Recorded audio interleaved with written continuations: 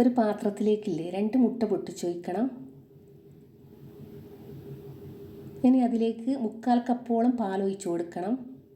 അതേ അളവിൽ 1/4 കപ്പ് മൈദ കൂടി ഇട്ട് കൊടുക്കണം.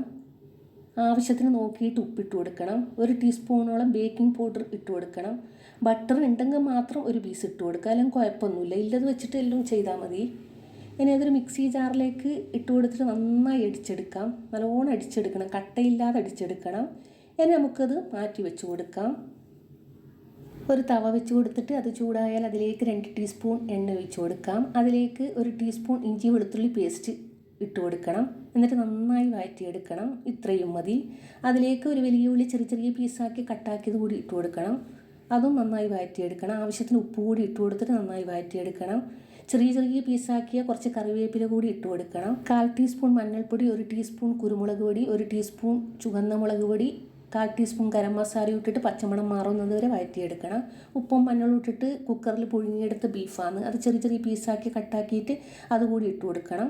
ഒരു ക്യാപ്സിക്കം ചെറിയ പീസാക്കിയതോ അല്ലെങ്കിൽ പച്ചമുളകോ ഇട്ട് കൊടുക്കണം. ക്യാപ്സിക്കം ഉണ്ടെങ്കിൽ അത് തന്നെ ആയിരിക്കണം, നല്ല ടേസ്റ്റ് ഉണ്ടാവും. കുറച്ച് മല്ലിയില കൂടി ചെറിയ ചെറിയ പീസാക്കിയത് ഇട്ട് കൊടുത്തിട്ട് എല്ലാം കൂടി മിക്സാക്കിയിട്ട് ഓഫ് ചെയ്യാം. ബീഫ് തന്നെ വേണമെന്നൊന്നുമില്ലേ, ചിക്കൻ ചെറിയ പീസാക്കിയിട്ടോ അല്ലെങ്കിൽ മുട്ട പുഴുങ്ങിയിട്ട് ചെറിയ പീസാക്കിയതായാലും മതി. ലോ ഫ്ലെയിമിലാക്കി വെച്ചിട്ട് ഒരു മൂടി വെച്ച് കൊടുക്കണം. അതിൻ്റെ മുകളിൽ വേണം പാത്രം വെച്ച് കൊടുക്കാൻ വേണ്ടിയിട്ട്. അതൊന്ന് ചൂടായാൽ അതിലേക്ക് 1 ടീസ്പൂണോളം ഗീ ഒഴിച്ച് കൊടുക്കാം. അതിലേക്ക് ഈ മാവ് ഒഴിച്ച് കൊടുക്കാം.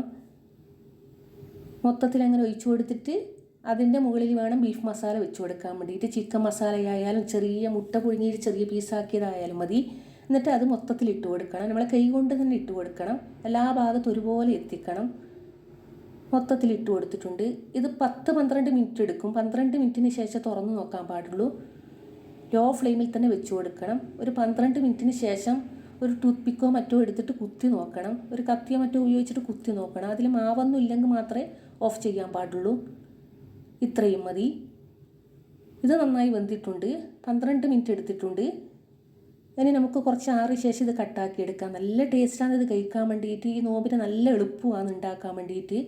ഞാൻ പറഞ്ഞ മാതിരി ബീഫ് മസാല തന്നെ വേണമെന്നൊന്നുമില്ല, ഏത് മസാലയായാലും മതി. ഇതേപോലെ പീസാക്കിയിട്ട് കട്ടാക്കി എടുക്കാം. വീഡിയോ ഇഷ്ടപ്പെടുകയാണെങ്കിൽ മാത്രം ഒന്ന് സബ്സ്ക്രൈബ് ചെയ്യാൻ മറക്കല്ലേ. താങ്ക്